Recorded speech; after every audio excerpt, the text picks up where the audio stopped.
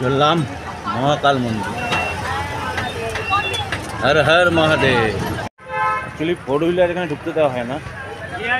4 wheeler তো অনেকটা দূরে, তারপর টোটো করে আসতে, তারপর এখন হেঁটে যেতে হবে।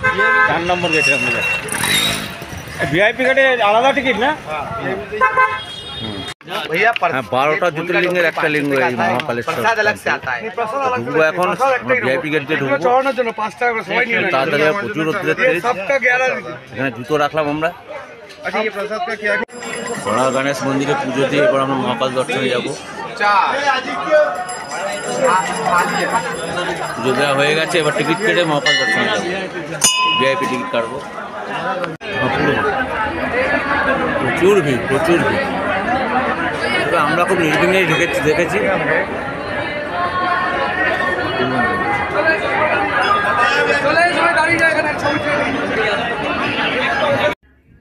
দেবতা আর অসুরের মধ্যে সমুদ্র মন্থনের সময় অমৃত নিয়ে লড়াই হয়েছিল।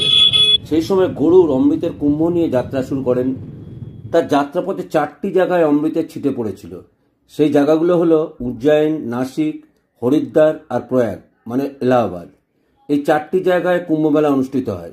উজ্জয়ন তার মধ্যে অন্যতম। শিপ্রা নদীর তীরে রামঘাটে কুম্ভমেলা অনুষ্ঠিত হয়। ভারতবর্ষে যে 12টি জ্যোতির্লিঙ্গ রয়েছে তার মধ্যে 2টিই রয়েছে মধ্যপ্রদেশে।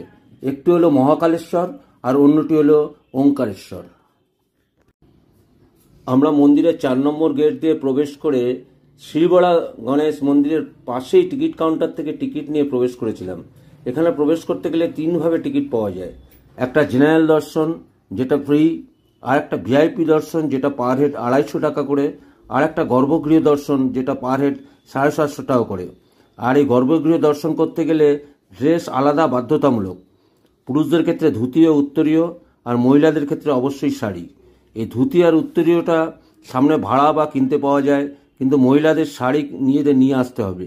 আর এখানে মন্দিরের দর্শনটাই প্রধান। এখানে পুজো দেওয়া সম্ভব হয় না। অবশ্য গর্ভগৃহ দর্শনের ক্ষেত্রে শিবের মাথায় জল ঢালা সম্ভব হয়। জেনারেল দর্শন বা ভিআইপি দর্শনের ক্ষেত্রে শিবের মাথায় জলও ঢালা যায় না। আর ভারতে এই জ্যোতির্লিঙ্গতেই ভস্মারতি হয়ে থাকে, আর এটাই একমাত্র দক্ষিণমুখী জ্যোতির্লিঙ্গ।